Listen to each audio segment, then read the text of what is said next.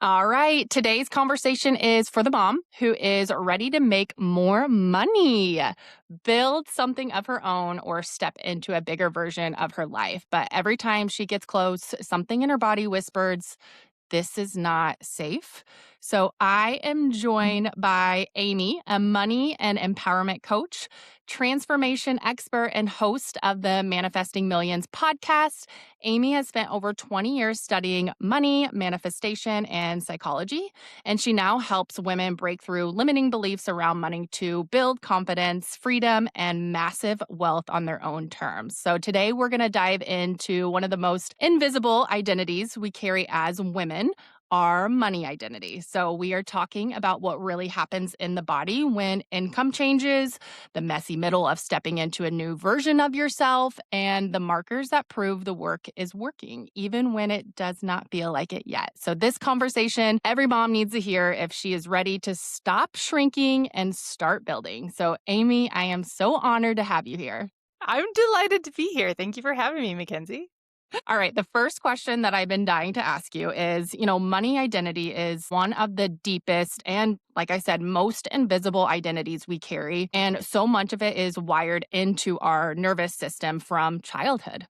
Yes. So, can you walk us through what is actually happening in the body when a woman's income changes, whether she steps away from corporate or builds a business, or maybe she's starting to earn more than she ever has? And her old identity is screaming at her that this is not a safe zone. And also talk to me about what role does nervous system regulation play in being able to hold the version of herself that earns more, lives more freely, and takes up more space? I love the question. I'm going to start with an annoying answer to say there's no clear way to move through it. Let me give you some examples. When I was working in tech, I was doing very, very well. I had a moment where I was earning way more money than I'd ever experienced in my life. My chief concern was that I was now out earning my husband. So I had the conversation with him to say, look, I'm still taking the promotion, I'm still taking the raise, but if this is going to be an issue for us, then let's talk about this head on. But in the increase, there's no dysregulation in my body of experiencing the increase. Mm-hmm. What I think helped a lot was that I was mentally preparing and already stepping into how would I move? What would I do differently with my income as it increased? One of the things that really helped, this is such a big thing for all of us as we are moving through increases in particular. Yeah.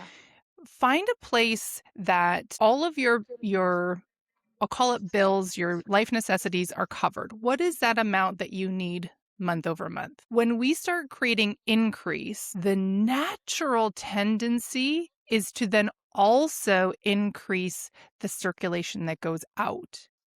And that's actually your nervous system is attempting to try to hold this stasis of, hey, we're used to having this much money coming in and this much money coming out. And if we can keep that match going, then we're okay. But what happens when we're doing that is that then we are earning more, but we keep looking at our bank account going, what the hell? I'm making twice what I was making a year ago, but I don't have any more money in my bank account. For a lot of us, this is where we start to go, something's not right. Mm-hmm. If we can shift it right from the beginning, because it's harder to pull back. Typically, we find ourselves, we've found some creature comforts that we really like that we don't want to give up. And so we're like, well, how do I change this? If we can do that from the beginning, so we know we're heading into a season of increase, whether it's a promotion, whether your business starts doing well, whatever it is, and move through that from the pattern of, I'm going to keep all of my expenses, the bills, the money circulating out, basically the same. Mm-hmm. And then look at that increase to go, so this is still me. I can handle this very well. I've had a ton of time doing this. And this increase is a place for me now to go, well, what would feel good to do with that money? So maybe it's repaying debt. Maybe it's putting money in savings. Maybe it's, I don't know, going on a honeymoon or a baby moon or a vacation or whatever. But instead of going into an immediate need to spend, that's what happens. Our nervous system is going, whoa, I'm feeling all this increase and I need to make it go away. Mm-hmm.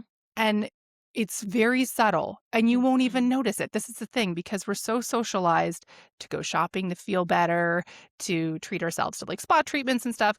None of that is wrong.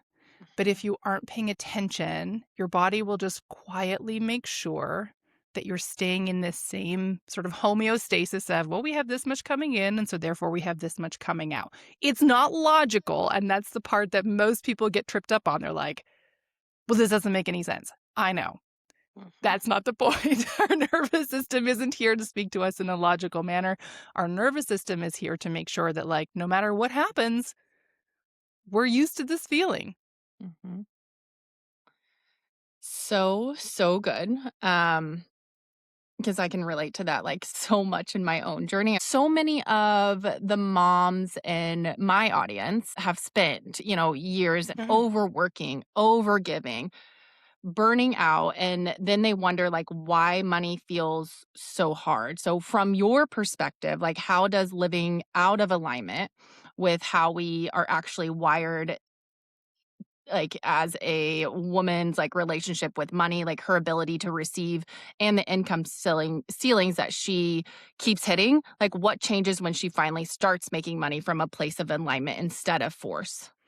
Okay, so the first thing that we have to talk about is social conditioning. Men and women are conditioned extremely differently when it comes to money. It's beginning to change. We're starting to see the stories shift, but we have to keep in mind that there's generations of conditioning and pre-programmed beliefs and patterns and paradigms that exist within us, Mhm, right?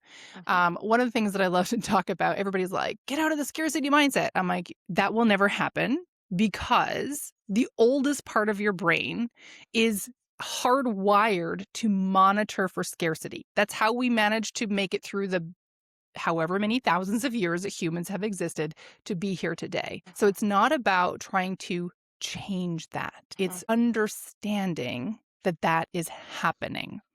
So what happens when we are thinking about, we're overworking, we're burning out, while we are starting to shift the social story that says men are the earners and women are the caretakers, what we have not shifted is that a woman's primary job is to take care of every single other person above herself at all times. And as moms, that gets like next, right? You are in a way kind of required. You have to take care of this little tiny human and make sure that they don't die. So especially when they're really young, you're giving so much of yourself to take care of this little creature, make sure that they're healthy and happy and growing and have everything that they need to. The tricky thing is being able to start to shift when the season changes. Mm, When we start to see that there is some independence happening in our little ones, that's actually should be our cue to go, okay, hang on. They're like figuring some things out on their own. And what an amazing thing for them to do. Because as the human that they are developing into, they actually need that. And this is now my calling to say, okay, it's actually time for me to shift where I'm giving energy. Now, the important thing is to realize that that giving does not mean always out. The hardest mm. thing for women to do is actually to give to ourselves. Yeah. It's insane. It's Mhm, something that I'm very confused about, and like mhm, it I find it very frustrating, mhm, but it is actually the hardest thing. I will spend hours like baking an amazing cake for my nieces and nephews. I will spend, hours like cutting the grass and doing the dishes and making the meals and making sure that like when my husband comes home from work, things are pretty prepped and like he can chill and relax.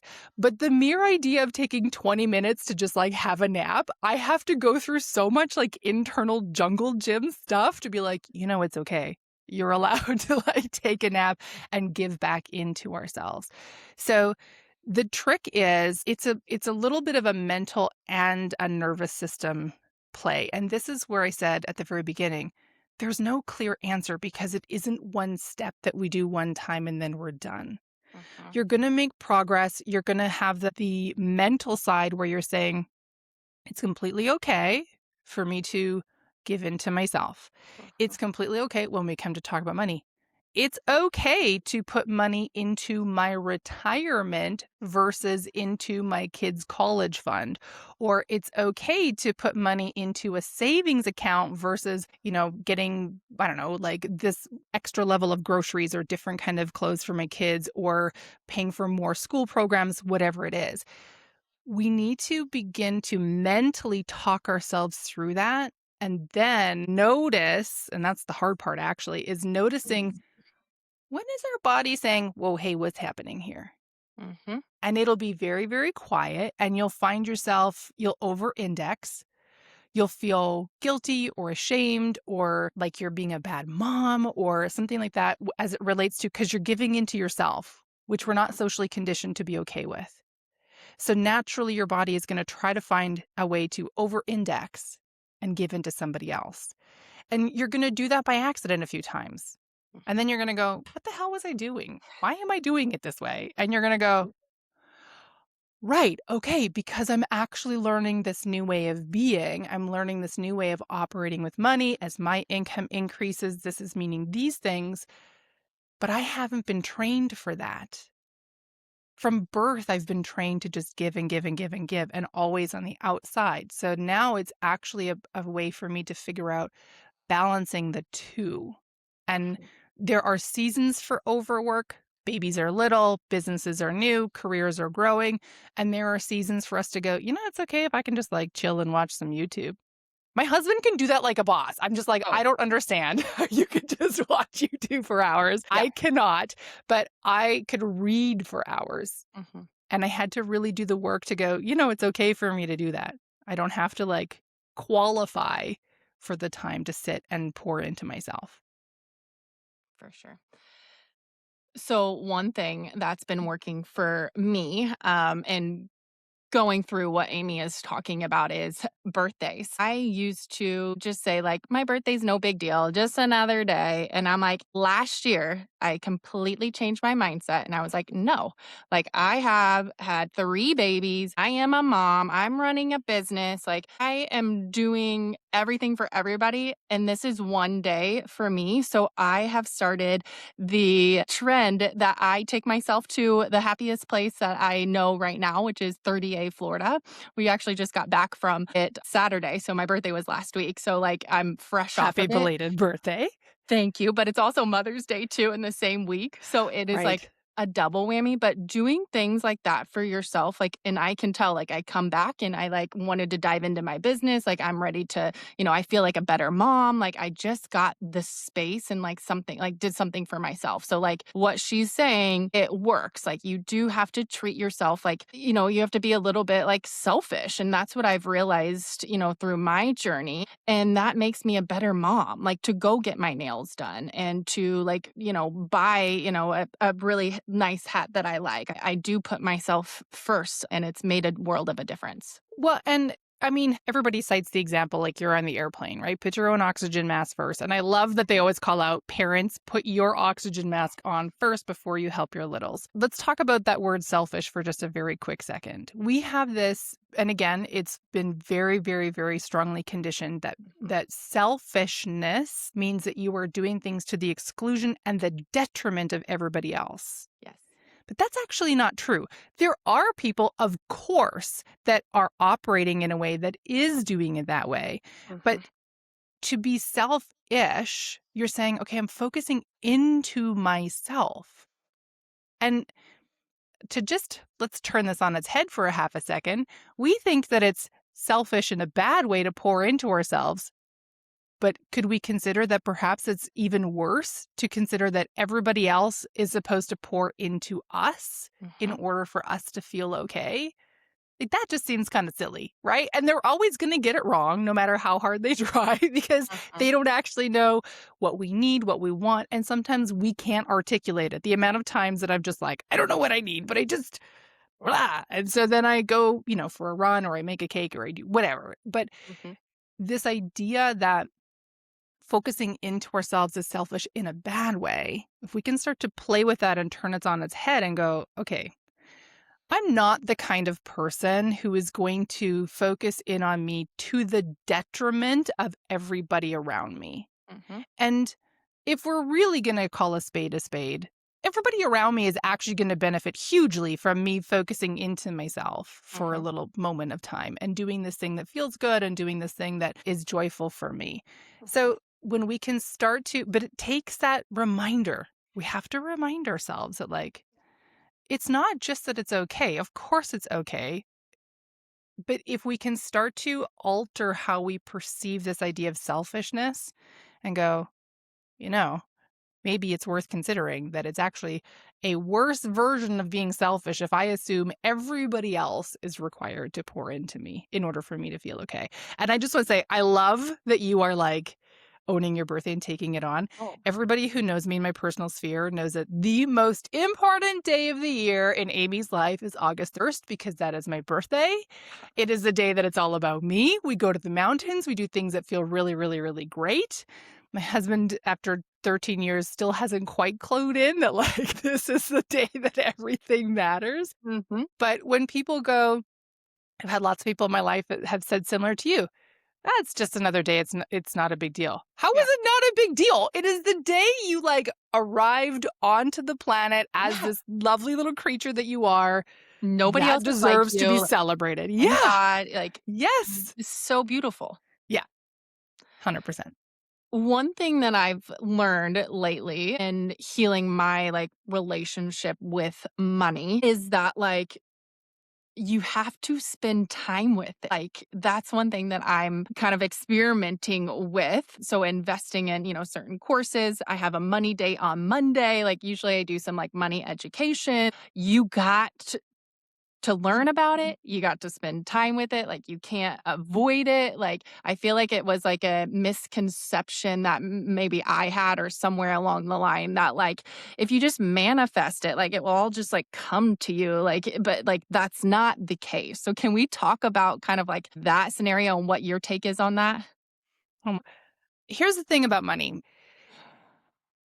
You said a really lovely thing at the beginning that you talked about our relationship with money is one of the most invisible relationships that we have. It is considered gauche, not okay, all kinds of like gross vibes for us to have desires for what I'll call excessive wealth. Mhm. It's considered to be okay if you're like getting by, taking care of your family. Maybe you can afford to go on a vacation. But if you Yeah. start talking like, hey, I want to have multiple millions, people are like, life's not all about money. The thing that I've been trying to figure out is, Or they're okay, like, that will never happen. Like, really? yes, They're like, yeah, that's not real life. And I'm like, no, I know people who make 1 million in a day. yeah. Yeah, of course, maybe it's not real life for you, and it Yeah. doesn't need to be real life for you, but that doesn't mean that that desire that I have is any less real, right? Mm. The thing that I've been trying to figure out, and I have yet to figure out, is there is no way to decouple from money in the world. Yeah. We It's like it is as silly to say, "Don't think about money, don't focus on money, try just to, like, manifest it in." It's like, well, what does that even mean to just manifest it in? Because then someone will say, "Oh, I was just lucky. Oh, I just happened to meet this person. Oh, it's, whatever. I work really hard for it." It's my favorite Mhm. one. Really work hard for it, you deserve it. Mhm. You don't have to work hard for it. You just get to have it. Like, that's okay. Mm. It's like oxygen. There's not a single human on the planet that goes, okay, I need to like really focus on oxygen. I need to really believe that I deserve to have it, that it's okay for it to be around me in like absolute abundance and like for everything. Like, I don't have to prove to somebody that I've done enough work to earn having enough molecules of oxygen to keep myself going. Of course not. If if money was something that like we could exist in the world without, then perhaps those things might make more sense. But Mhm. there isn't a way to exist in the world without money. Mhm. Now, way, way, way back when, like deep in the history of money, money obviously did not always exist. It Mhm. actually was created because our societies were becoming bigger and more complex. But there was always some means of exchange. And that's really all that money does. It's a way for us to exchange across like things that make sense, right? Inflow, outflow, like, yeah, Inflow, outflow. constant flow. Totally. Yeah. So, but we've made it mean all these like gross things. Yeah. I love that you have a money date. Part B, I think I've had one money date in my life. Isn't Yeah. it so funny how, like, everybody's just wired differently, and we're both generators too, which is, like, Yes. another crazy thing. So it means Yeah. that there's different layers of, the human design types and how we work. Correct. So I think what happened was, I'm going to say 10 to 15 years ago, people who were further along the energetic path started talking about money in a different way. And so they said, go on money dates with the intention of imagine like just changing how you relate to money. When we think about dating as it relates to, because really the only place that exists otherwise is a romantic relationship, we we see it as a place of like exploration. We're testing out, is this person a good fit? It Mhm. feels joyful, it feels exciting. And the times that it falls flat, you're like, cool, that person's not a match for me. Maybe a waste of time, but whatever, I got a free dinner, right? Like Mhm. those are the things we think about. Using a money date to make it okay for you to start to explore, what does this feel like to me? How am I relating to this? Does it feel good, or am I kind of like, oh crap, I gotta go sit down with my money, right? Right. So we don't have to do money dates, but it is really powerful when we allow ourselves to start stepping into a place of kind of looking at it and going, okay, how am I relating into this? And does it feel good? Mhm. And what might I want to change? And what are the things that I'm not even aware of that I'm doing? Yeah. It's a little bit like I said this years ago. I said a sentence to my younger sister and then slapped my hand across my mouth. And I was looking around at something and I was like, oh my God, we just live like pigs. And I was like, how did that happen? How did my mother just come out of my mouth? The Mhm. same thing happens in our money. The exact same thing happens in our money. But they are, there's no, I'll call it no auditory, no visual necessarily for us to go, oh my gosh, I just did that exactly the same as my parents do. Mhm. Here's an example for how we can start to practice some awareness. Love it. And because nobody talks about money, and this is the part that I No. find so challenging. So, my dad had a business for 32 years. He had a long haul transport company. So, I grew up around Kenworth trucks and big long trailers and like very cool things. And a few years ago, he finally closed the business. Now, Mhm. all the way through, we never ever talked about money, but I have only ever, of course, observed him moving through the business, doing different things, and how he energetically was showing up. Mhm. Literally in the last 9 months, I don't know what has changed. I'm so here for it, but we've started having conversations a little bit about money and his approach. Yeah. And he just said, he'd say things like, I never had a budget for building a shop. I just would go to the bank and say, I need this much money. And then if I need more, I go back and say, I need more. And I was like, wait, that's how I operate. And I'm like, I don't understand. It was for so long I would do these things. I have no issue taking risk. I have no issue investing in a business. I have no Mhm. issue like putting myself out there financially, especially Mhm. in order to build the dream. But I couldn't figure out, why do I seem to do it so differently from everybody else around me? And then my dad says this to me, and I'm like, oh my God, that's exactly where I learned it from. So when we, So funny. right, when we start to kind of look at some of the ways that we're operating and go, oh, cool, okay, so that's a learned behavior. The next natural question is, well, how do we start to shift the behavior? One of the things that I want to very clearly say, so much of teachings and work around money and altering our relationship and experience with money talks about limiting beliefs. Mhm. Of course, we have limiting beliefs. Mhm. We also have really amazing beliefs. Mm. Totally. We don't honor those enough. We don't recognize No. those enough. It is very, very easy to have a look at this experience of, my God, like I have no problem taking risk and just like, really investing in. Yeah. But like, man, it's creating this like, why am I always in debt? Why am I always feeling this way? Why am I always feeling strapped? Why does it feel like my back's always against the wall? And so we want to change that. But Mhm. can we talk about the fact that there's a huge amount of people who have no ability to take risk at all? Yes. Like, That Oh, is actually a really, really impressive paradigm to have that in place and go, yes. whoa, okay. So, like, to build something big, you need to have an ability to weather through some risk and to have some things go completely sideways and you're like, well, shit, like that Yes. didn't work out like I wanted. And the thing that I'm working my way through right now is how am I recognizing and honoring the wins when they don't look like giant wins? Because that was never, ever something that was talked about in our house. So, this is actually the learning that I need to do, not how to weather risk. That part I've got down. That is such a supportive belief paradigm that I picked up from observing my father and my mom. They're both entrepreneurs. So it's Oh, in my that's blood, awesome. which I remind myself of the days that I feel Yeah. frustrated that like, why do I want to go down this pathway? We want to understand that we have some really supportive beliefs because Yeah. when we can start to see the two of them, it's like if you were married and your husband, all you ever looked at in your relationship with your husband were the things that were limiting and that were frustrating you. Mhm. Well, eventually you're going to get really resentful of him, really like, can you do anything right? Could you Yeah. please just show up in my life in a good way? My Mhm. focus with my husband, even on the days that I want to like push him in front of a bus, I'm like, okay, he's a really great guy. He's, maybe he doesn't have this part figured out, but he's smart, he's funny, he's kind, he's warm, he's loving, Yeah. I remind myself I'm aware of this thing that's going on that I don't love, but my focus always holds on the things that are good because I am aware that if I start holding all of my focus on the things that aren't great and then trying to change those, I've completely missed the point.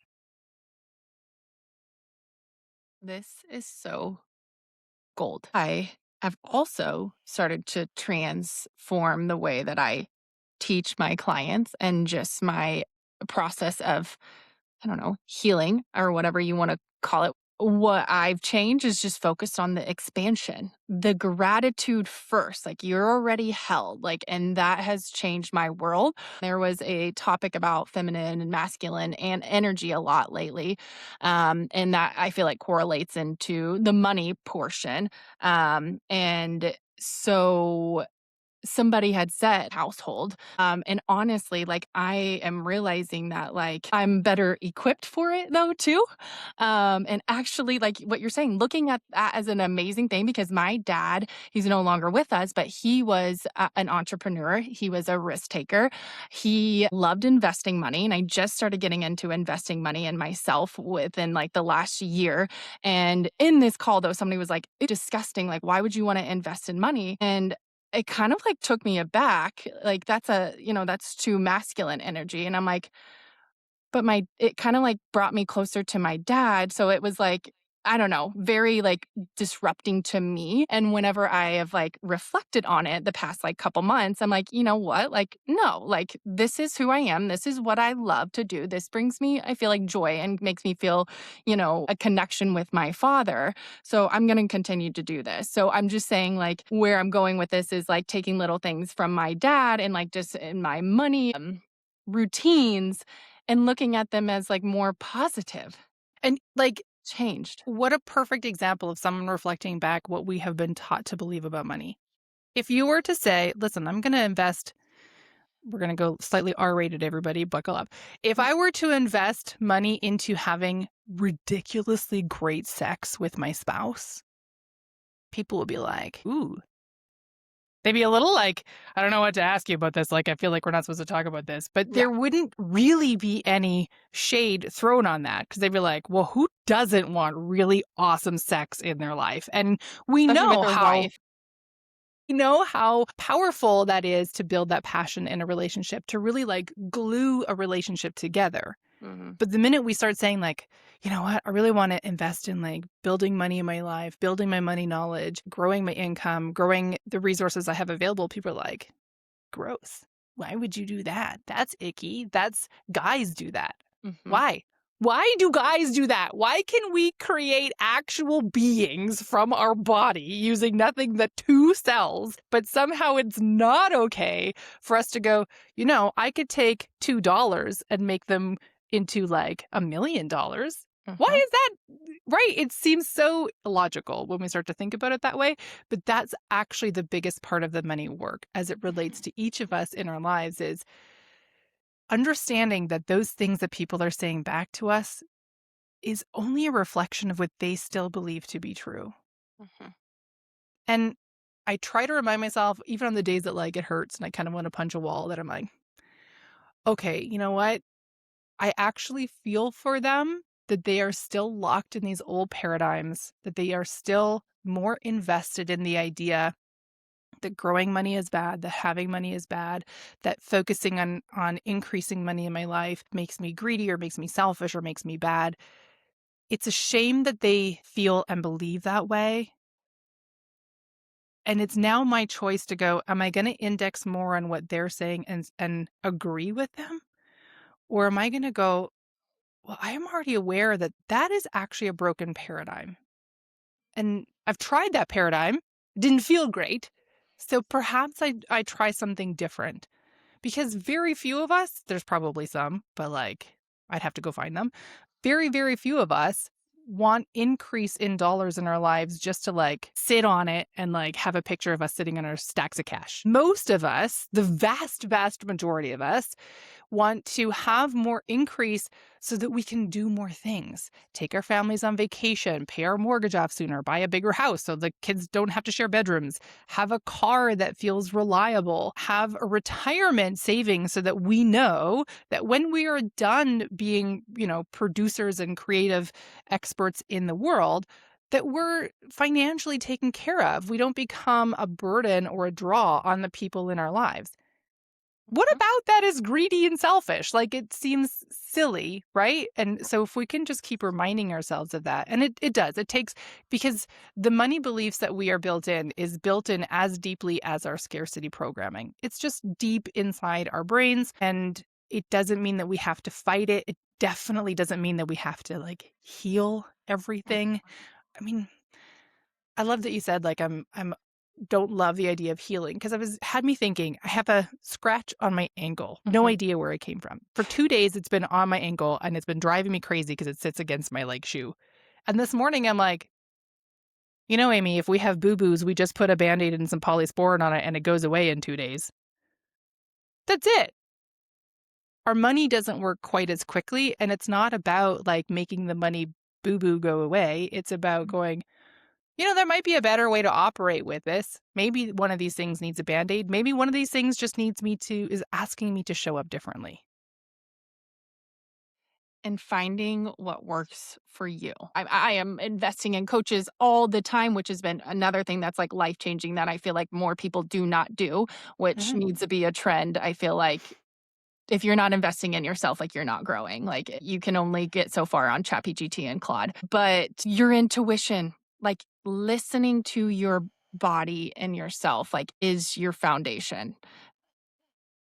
And it's like you said, it's so much harder to do the work than to just say it, but I feel like the change will happen. Do you feel like Yeah. that? Yeah. And let's talk about that for a second, because here's the thing that is hard for us to understand. Our intuition, I'm sure that you and most of your audience are very aware, your intuition is the part that speaks quietly. It doesn't Mhm. panic. It doesn't freak out. It's not like, oh my God, like pull the cord. Things are going bad. No, Yep. that's not how our intuition speaks.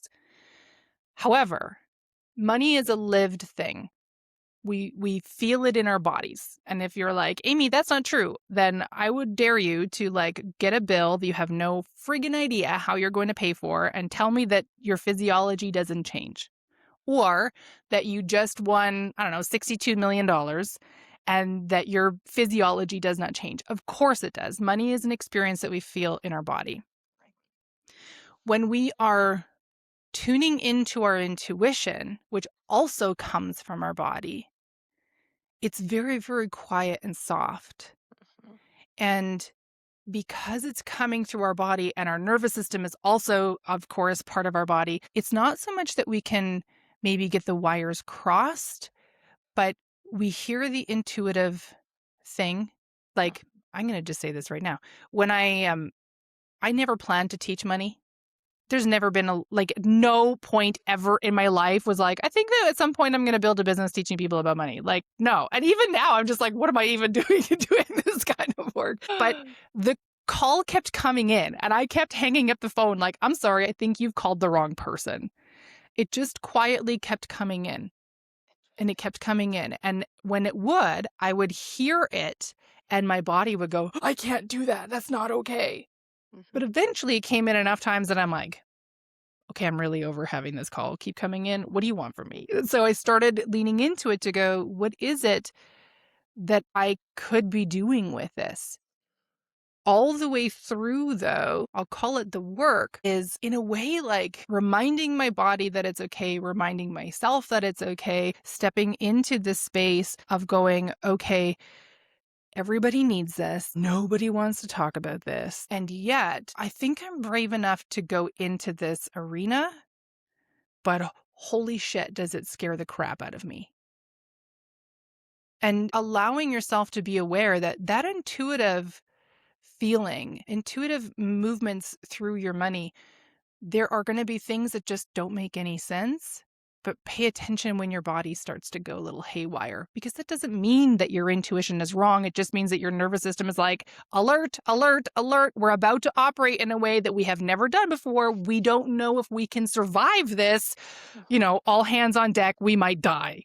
That's actually what your nervous system is trying to tell you. It's just trying to say, like, please don't kill us. We want to keep surviving.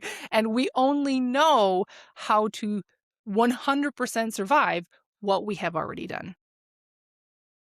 And do you agree that, like, you must, like, process that to get to the other side? Yes and no. I think that Okay. one of the tricky things, and I certainly like, if you were to look it up in the dictionary, there's a picture of my face right next to it of like, keep processing until it feels better. She needs to let go of this. So, yes and no. We Okay. don't want to ignore it Yeah. because that's not going to help us. And Yeah. and the thing is, I love so much. There's that saying of like, if God wants to get your attention, first they'll throw a pebble, and then if the pebble doesn't work, they throw a rock, and then if that doesn't, eventually throw you a boulder, and you're just like, what the hell? Like God's like, I've been trying to get your attention for a while. So Mhm. we are aware that just ignoring this is not helping. Mhm. But I think the mistake is if we feel like we need to process it before we can move forward. We Mhm. process as we move forward. And in fact, moving forward is part of the processing. Yeah.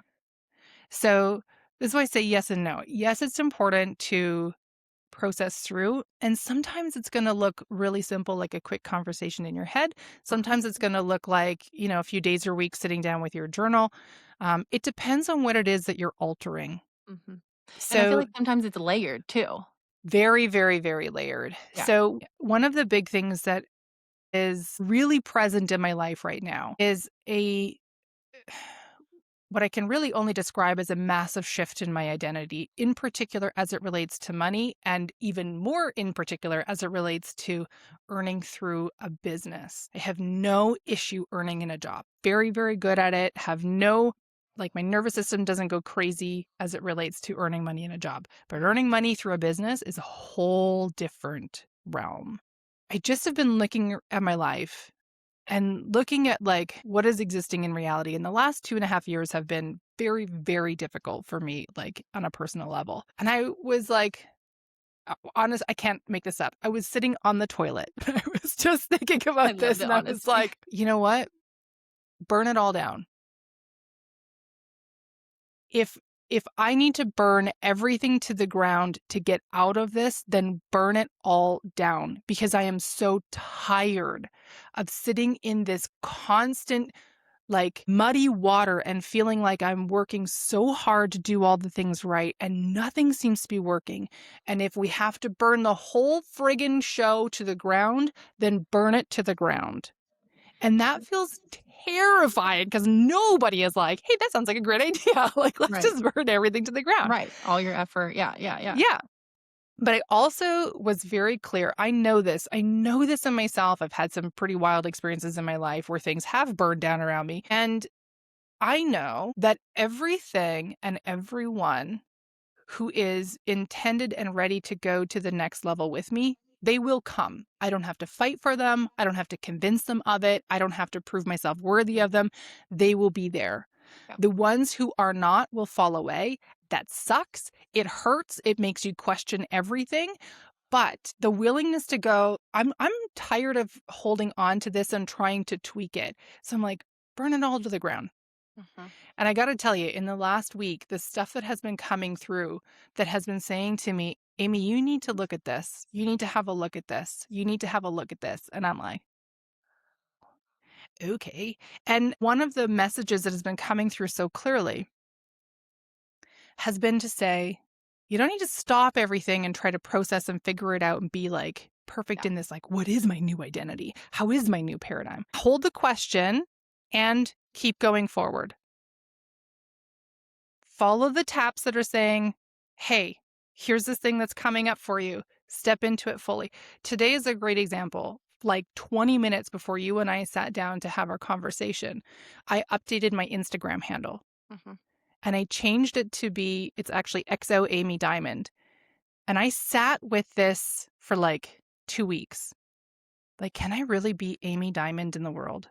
Is that what that looks like? I'd only ever operated as my full, like, first and last legal name, Mhm. but it has just been coming through. This is actually in the realm of the work that you are meant to do, in the realm of how you are meant to help people and how to connect. This is the thing. I didn't go from like reaction of, oh God, okay, I'm just going to like blow out and do everything. I let it sit, I let it settle. And then there was just this knowing. I think I was actually filling out the form that like you sent out, which I was like, I'm so sorry I Right. didn't send this to you earlier. But holy moly, what a perfect time, because it was just everything in my body went quiet. And it said, it's time. We're ready. Let's do it. And that's the processing, that's the movement. We grow as we move, which all of us know. Mhm. Logically, we all know this, but it feels scary as heck. And we're just like, oh my God, am I doing the right things? And you're never gonna know. Mhm. That Little challenge for the moms out there. How much are you using your kids as an excuse to stay safe? Yeah. One of my dearest friends, so I live in Calgary. Okay. She lived in Calgary as well. And for years, she's a hairstylist. So she'd do my hair and we'd talk while I was in the chair. And she'd talk about how she just like really didn't like the vibe of Calgary and was really done with the people and was really done with the whole thing. And she'd been talking for like 3 years, I feel like, of how she just wanted to go to Mexico. And I was Do it. probably the only person in her life that was like, so go. Do it. And she was like, I can't. Like her youngest was probably 12 or 13 at the time when she first started talking. She was like, she's still in school. When she graduates, then I can go. Yeah. And but she talked about it for years. And then finally one day she says to me, Amy, okay, we're going to go to Mexico. We're going to go for like 6 months. And that way she doesn't miss too much school and we're going to see how it goes. And I said to her, I kind of laughed and I was like, I know you think you're going for 6 months, but like, you're not coming back. And she's like, yes, I am. I'm going to come back in 6 months. And I'm like, okay, I'm excited to see you when you're back in 6 months, but I'm pretty sure you're not going to come back. Yeah. And sure enough, she's come back to visit, but she hasn't come back to live. And she's like, I didn't think this would happen. I said, of course it would happen. It's where your heart wanted to be. And it just took you a few years. She ended up moving when her youngest was, I think, 15 or 16. Mhm. So still in school, they had to figure out this whole different way of like, how do I finish my high school and like learn all the things while I'm in this other country? And there's regulations about attending school in Canada and anyway, all the things. But she said only afterwards, this has actually been really good for her daughter, that Oh, yeah. it's really like shown her a different way, which is what Well, this is she's not. regulated. It's co-regulation. Yeah. And this is not me being like, I told you so. But this is the thing that I think I find so very sorry, frustrating when I Yeah. see parents talk about this, that they use their kids as a reason to stay in what is comfortable and what is safe. It's when, a couple stays together under the guise of like, well, we don't want to put our kids through a divorce. Cool. So instead, you're going to model what an unhappy, unhealthy relationship is going to be for them while they're at their most impressionable ages. That doesn't seem like a good idea to me. Divorce sucks. Don't get me wrong. Yeah. But I got to tell you, a lot of what I learned watching my parents and living through my parents going through a very, very messy divorce Mhm. has turned me into a person who can operate in the world in a more powerful way. I'm not recommending it like, hey, going through a divorce with your parents is awesome. This is how we can grow. Yeah. But I think I really want to challenge. if you keep saying, when my son is older, when my daughter's older, when the youngest one hits, I don't know, preschool, when they graduate high school, when if you are using their life as markers for when it's okay for you to do the thing that's on your heart, I'm going to challenge you straight up and go, you're actually using them to stay safe. Yep. And that's You're actually letting them really dictate your unfair to life. them. Right. Yeah. And it's unfair to them. Why would you Yeah. hang all of that? They might not know it, but that weight Yeah. on them. They're going to learn so much from watching you go hard after your dreams. And you're gonna fall on your face, and you're gonna be, like, ugly crying in the kitchen, and then you're gonna, like, try to clean it up when they come in, like, everything's fine," but I gotta tell you, they will learn so much more from watching you go through that, from standing in what feels scary AF, and you're trying to be brave, and you're trying to do all the things even as you are also raising a family. You're gonna inspire them so much more than you could by just going, "I'll wait till they're, like, done high school, and then I'll go do the things." Amen. Just do it. If you Just do have the it. urge, do it. Why don't you share with us where we can find you and any resources that you have that would better prepare us for our money mindset? I love it. So, as I mentioned, I've just updated my Instagram handle. You can find me at XO Amy Diamond, all one word. You mentioned earlier that I have the Manifesting Millions podcast. So, that's a podcast that I publish every week. We talk about all kinds of things, definitely money. I will say that if you've got littles in the car, maybe have some headphones too. Some Little episodes are spicy chit. spicier than others. Yeah. And then there's a free 3-day private podcast that I developed called Unapologetic Abundance. And what it is that we take 3 key things that are standing in the way of most of us, especially at the start of our money journey, and definitely as we're ready for an expansion with money. We talk about money shame, we talk about perfect timing, and we talk about our ideal state. And inside that private audio, I offer you reframes and alterations to the paradigms that you're holding to be able to go, maybe this actually could be upgraded and updated in a better way. So to get a hold of that, I'm sure you'll put the link in the show notes. It's the URL currently is amyvanmeal.com/unapologetic. I love it. I'm going to grab it as well. Yay. Well, thank you so much for your time, Amy. And I cannot wait to talk again soon. Yeah, that'd be awesome. Thank you for having me, MaKenzie. This has been a lot of fun. I love it.